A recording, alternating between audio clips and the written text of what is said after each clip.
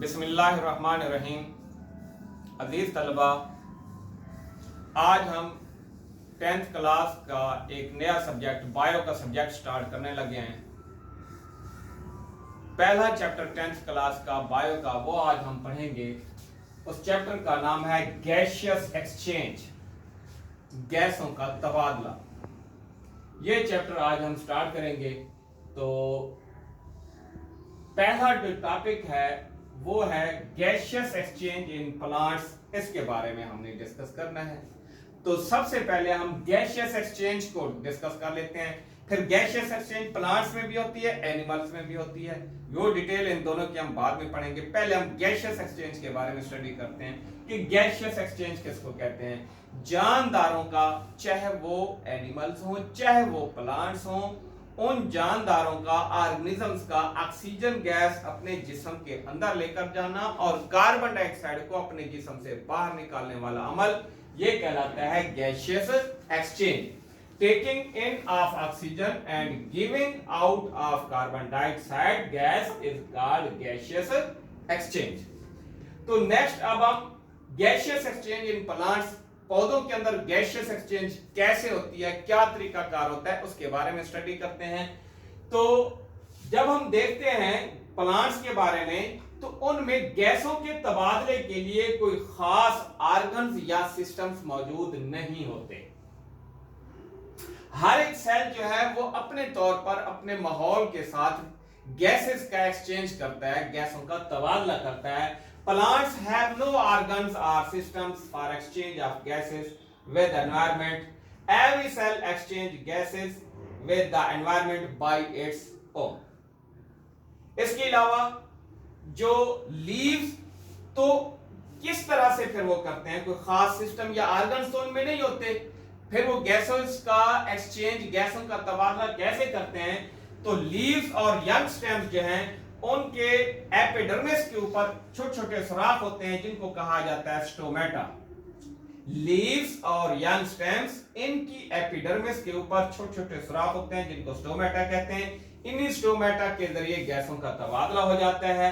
जबकि इनके अंदर जो इनर सेल्स होते हैं लीव्स के, जिन्हें हम मेसोफिल सेल्स कहते हैं, उनके अंदर एयर या स्टेम होते हैं, उनके अंदर एयर स्पेसेस होती हैं। मतलब सेल्स के दरमियान जो खाली जगह, उनको एयर स्पेसेस कहते हैं। उन एयर स्पेसेस के जरिए जो है उनमें गैसियस एक्सचेंज होती है। मतलब ऑक्सीजन गैस उनके अंदर इंटर होती है और कार्बन डाइऑक्साइड उनके जिस्म से बाहर निकलती है। अब हम इसकी मजीद जरा डिटेल पढ़ते हैं कि पौधे के अंदर उनको कौन सी गैसेस की जरूरत होती है, कब जरूरत होती है, गैसेस कैसे उनमें पैदा होती हैं, कैसे खारिज होती हैं। तो लीफ जो है, लीफ सेल्स, ये दो किस्म की सिचुएशंस का सामना करते हैं। डे टाइम इनकी सिचुएशन कुछ और होती है, नाइट टाइम इनकी सिचुएशन कुछ और होती है। क्योंकि डे टाइम के अंदर जो प्लांट्स के मेसोफिल सेल्स होते हैं, इन सेल्स के अंदर दो किस्म के प्रोसेस जो है प्रोसीड हो रहे होते हैं। एक प्रोसेस है फोटोसिंथेसिस का और दूसरा होता है रेस्पिरेशन का।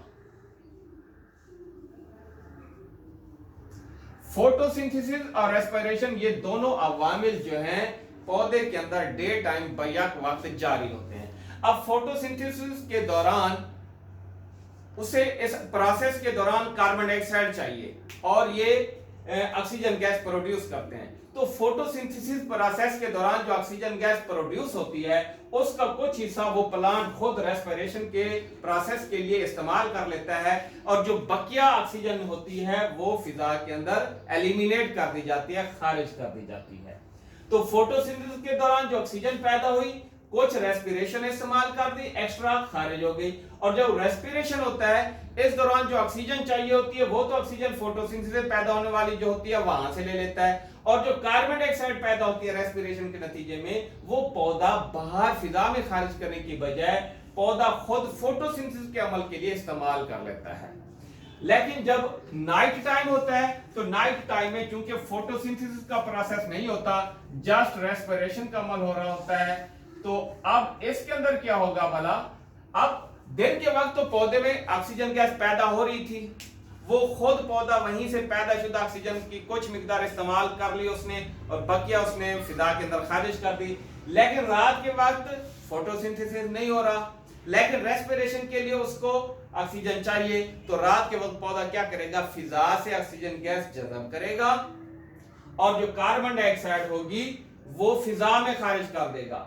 दिन के वक्त फिजा में वो कार्बन डाइऑक्साइड खारिज नहीं कर रहा था, वो पौधा खुद फोटोसिंथेसिस के लिए उसको इस्तेमाल कर रहा था। लेकिन रात के वक्त चूंकि फोटोसिंथेसिस नहीं हो रही तो वो रेस्पिरेशन के दौरान जो कार्बन डाइऑक्साइड पैदा हुई उसको वो फिजा के अंदर खारिज कर दिया जाता है। तो इसलिए कहा जाता है कि रात के वक्त दरख्तों के नीचे नहीं सोना चाहिए, क्योंकि रात के वक्त दरख्तों में से कार्बन डाइऑक्साइड गैस पैदा होती है जो कि सफोकेशन, सांस के मसाइल का जो है ना बायस बन सकते हैं। तो इसलिए रात के वक्त दरख्तों के नीचे नहीं सोना चाहिए।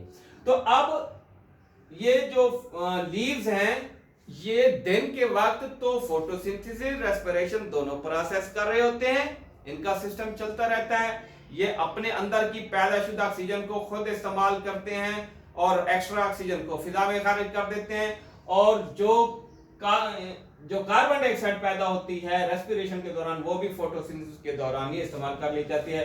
रात के वक्त जो है वो फिजा सिर्फ रेस्पिरेशन चूंकि हो रही होती है, इसलिए फिजा से ये ऑक्सीजन गैस को जज़ब कर लेते हैं, कार्बन डाइऑक्साइड को खारिज कर देते हैं।